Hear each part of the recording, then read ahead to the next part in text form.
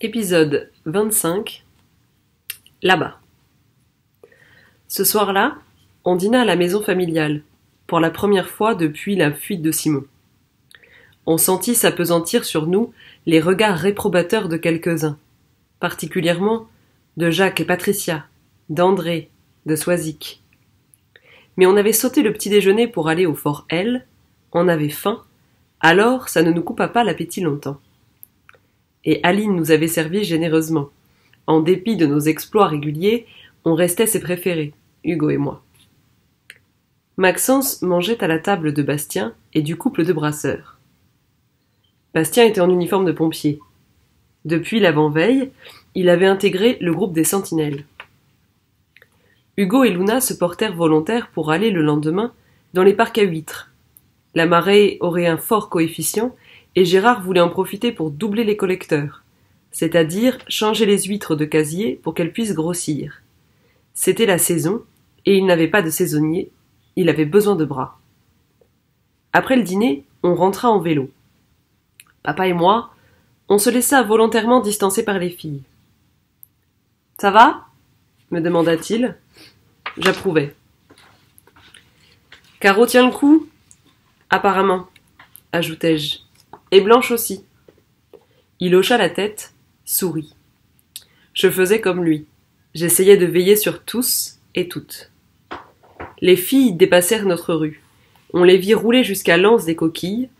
Je me doutais que Luna et Blanche devaient déjà espérer un feu sur Fort-Aîné. C'était irréaliste. Beaucoup trop tôt. C'est ce que durent leur dire Françoise et Caro. Papa et moi, on avait tourné au plus court, et on arriva les premiers chez nous. La nuit était à peine noire, ça sentait presque l'été. J'eus une impression curieuse, comme si quelqu'un était passé en notre absence, avait dérangé la table, les chaises dehors, mais il ne fallait pas devenir parano. Maxence était un con, mais ce n'était pas le genre à se venger. Papa me demanda ce que je comptais faire le lendemain. Je lui dis que j'accompagnerais Blanchette à la bibliothèque. Véronique nous avait confirmé qu'elle allait ouvrir chaque matin, pendant les vacances scolaires. Ok. Ça ne t'empêche pas de filer un coup de main l'après-midi, au parc. J'entendis à son ton qu'il était content que je prenne soin de Blanche.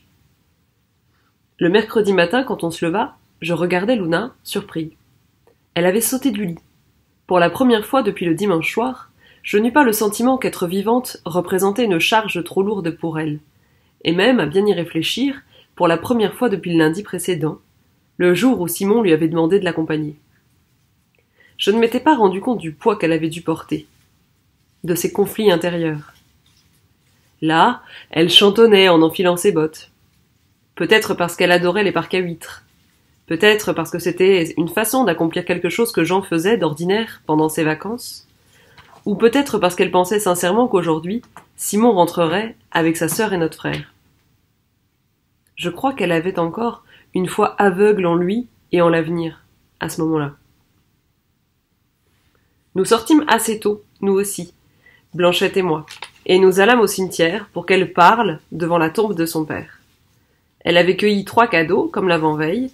Cette fois-ci, c'était des rameaux d'un pommier en fleurs. Puis, on rebroussa chemin. On retraversa toute l'île dans sa largeur pour rejoindre la petite bibliothèque, installée dans une villa inondée au moment de Xynthia, et désormais protégée par les buses et les digues. C'était dans l'anse du Vaillant. En chemin, on embrassa tout le paysage marin. Blanchette me tapa dans le dos, me demanda de m'arrêter. Je freinai, elle sauta du porte-bagages, me montra le fort d'Aîné. Hier, il n'y avait aucune chance, reconnut-elle. Mais si nos calculs sont bons, dans le meilleur des cas, il pourrait y avoir un feu ce soir. Je pense pas. Tu sais, il ne connaît pas bien La Rochelle. Et ça doit être un vrai... Oui, un vrai chaos. Véronique arriva presque en même temps que nous. Georges également, sûrement ravi d'avoir accès à de nouveaux ouvrages, sans doute chargé aussi d'avoir un œil sur nous. Je pris des BD, et aussi Robinson, et La guerre du feu, et un dictionnaire, où je ne trouvais rien sur la moque, mot inconnu. Blanchette avait l'air de savoir précisément ce qu'elle venait lire. Elle alla directement au rayon histoire, que je connaissais bien, sortit 3 ou 4 ouvrages, épais, consacrés à l'histoire de la Charente-Maritime, qu'elle porta en pile jusqu'à une table où elle s'installa. Georges s'était mis à l'écart dans l'autre salle. Il feuilletait de la poésie et des inventaires de flore locale. Véronique étiquetait des livres, comme toujours. Je regardais mon amie plonger, littéralement plonger dans ses livres. Elle était encore trop petite, et ses pieds se balançaient sous sa chaise. Une ride sérieuse barrait son front, quand elle était ainsi accaparée par le savoir. À un moment, elle releva les yeux vers moi, vit que je la regardais. Elle me dit « Je lis une histoire du siège de La Rochelle, au XVIIe siècle. Ce fut si terrible que les habitants finirent par manger les chevaux, les chiens et même les rats. Ensuite, ils chassèrent les femmes, les enfants et les vieux hors des murailles, parce que les assiégés ne voulaient pas de bouche à nourrir inutile. Les expulsés furent canonnés par l'armée de Richelieu. Tu te souviens, les 3 mousquetaires ? Je secouai la tête, négativement, je ne l'avais pas lu. Et à la fin, les défenseurs se firent massacrer, presque tous, avant qu'on leur rende les honneurs. C'était une guerre.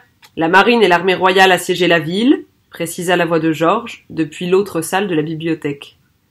Cela me confirma dans l'idée qu'il veillait sur nous, plus qu'il ne lisait.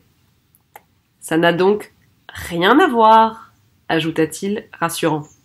Et qu'est-ce que t'en sais ? Demanda Blanchette. T'es allé voir, là-bas, ce qui se passe en ce moment ? Derrière le reproche, injuste, j'entendis dans sa voix une angoisse. L'après-midi, je regardais mon ami reprendre ses lectures avec Georges qui avait obtenu de garder les clés de l'endroit. J'allais au parc, comme promis à mon père. L'ambiance était active, presque nerveuse, on n'avait pas de temps à perdre. La mère travaillait contre nous. Mais Gérard ne boudait pas sa chance d'avoir des auxiliaires jeunes, motivés, pleins d'envie d'apprendre. Quand la marée remontante nous empêcha de terminer, je traînais un peu avec Hugo, du côté de l'Anse des Vaillants. Dans les dunes couvertes d'herbes semi-aquatiques, Lyotet, l'un des chiens du vieux Maurice, chassait.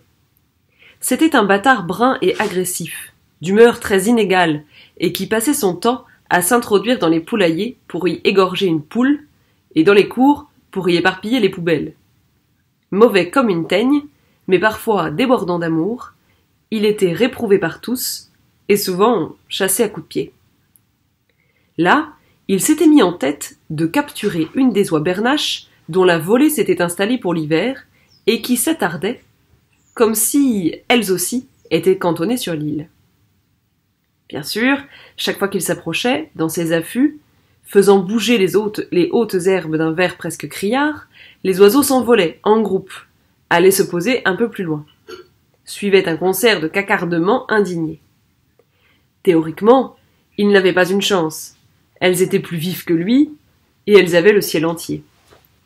Mais elles se reposaient toujours à une cinquantaine de mètres, tout au plus, à une envolée des dunes d'herbe.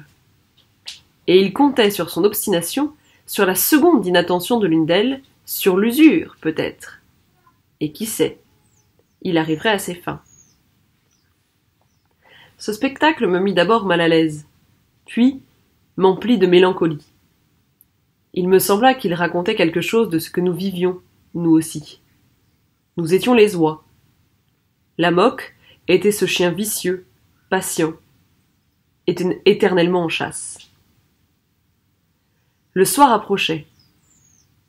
Il n'y avait pas de feu au fort aîné. La belle humeur était retombée, aussi, chez Luna. On dîna avec nos parents, à la même table, éprouvant cette impression de conversation morne, quand c'était le bourdonnement paisible, la simple rumination du jour. Il y eut un moment embarrassant, puis glaçant, quand Aline vint demander à Caro comment elle allait. Avec cette sincérité déroutante des familiers du malheur, la mère de Blanche répondit qu'en un sens, elle allait bien. Mieux même. Qu'elle était presque en paix. En paix? Oui, tu sais, depuis la mort d'Henri, j'ai toujours vécu dans l'angoisse. Cette peur terrible qu'il arrive quelque chose à nos enfants. Cette certitude que ça allait se produire. Maintenant que c'est arrivé, en un sens, je ne suis plus dans l'angoisse. Je ne me demande plus quand et où je vais la prendre. On se regarda, gêné. Je vis Blanchette fermer les yeux un instant, les ouvrir et fuir mon regard. Ils vont certainement revenir, balbutia Aline, avant de fuir notre table. Quand elle fut partie, on se tut encore quelques secondes. Caro haussa les épaules. Excusez-moi.